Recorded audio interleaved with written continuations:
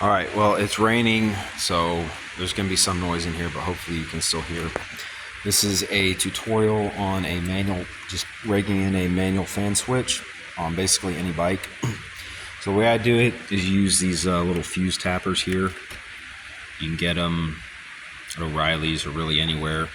I always pull the fuse out for the fans, cut a hole there, and then you put the two fuses. So the fuse is for the circuit that this pops into, and then this parallel branch circuit that comes off of it. So basically you're just running a circuit in parallel off of the fan power supply. And basically this is, it's going to be going to the same load, so you're not going to be drawing any additional current if both circuits are on at the same time. So the way that this works is, it is an override for the fan being off. So what it does is you can turn the fans on when the ECM is not commanding them, but this switch will not turn them off if the ECM is commanding it. So if the ECM is commanding it, that's basically gonna work the same way no matter what. And if you have the manual fans on, and then the ECM commands it on as well, that's perfectly okay, because it's basically just a parallel circuit coming off, and there's going to be no additional load because it's going to the same load. So tap it in there. This is your power supply. I ran it down through there. See a little bit there. And, oh, that fell down a little bit. Or no, I think that was supposed to be like that. And then I ran it up, basically. And then you can see it comes into the switch. This is the power supply coming into the switch. And it's just a single throw, or was it? Single pull, single throw switch. And you can do it either way. Yeah, my bike has two fans. So you would basically just tap a wire off of the power side of the fan and then run it up to the other side over here. And then you'd basically just be completing the circuit there. Because the way that the fan works, and this is on most Japanese bikes, my Ducati operates differently.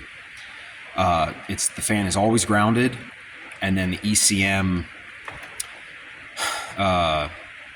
command sends power to the fan. That's basically how it works. So if you have one fan, you're literally just going to have your power coming in from the circuit you tapped off of the fuse, and then run the wire from the power side of the fan. And I just use those T-taps. And you can't see this one because it's hidden, but this one over here.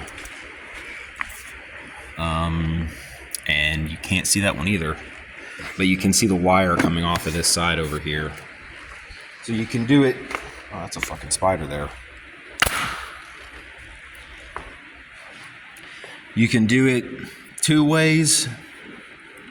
You can either take both wires from each fan and just run them in and crimp them together in one thing here.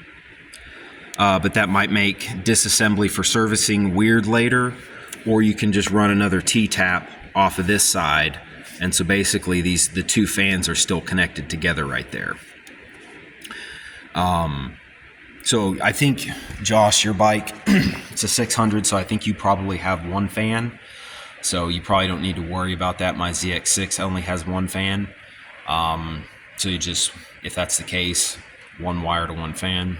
But I hope that makes sense. I hope I didn't overcomplicate it or not explain it very well. But T-tap for the fuse.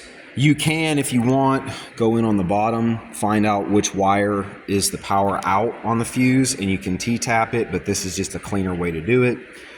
Run your supply up to one side of the switch, and then each wire from each fan basically goes to the other side, but you can see here how that's one fan, that's another fan. They're basically both tapped together. But if you only have one fan, it's just going to be one wire. So, and it works. I haven't had any issues with it.